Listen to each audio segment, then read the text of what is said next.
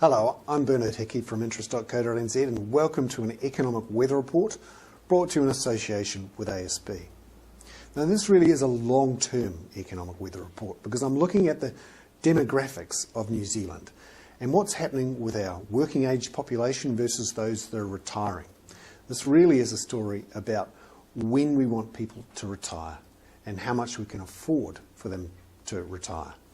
Because overseas, many countries are lengthening their retirement ages because of the increasing cost of retirement, both from pensions and from healthcare, particularly as baby boomers start to retire.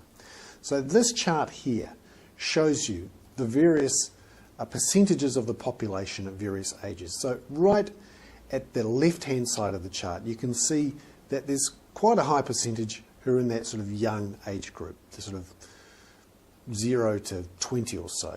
Then it drops off through the 20s and the 30s and then starts to pick up again through the 40s and the 50s, and then obviously drops off again towards the end in the 60s, 70s and 80s as people decease.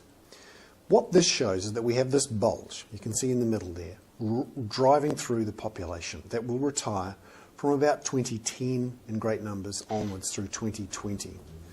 Yet towards the beginning of the chart, you can see that we have a gap there as fewer generations X and Y workers stay in New Zealand.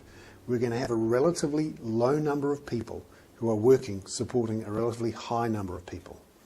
This says we need to look at this retirement age. John Key has ruled it out as changing it from 65. We can't afford it. I'm Hickey. That was a special long-term economic weather report brought to you in association with ASB.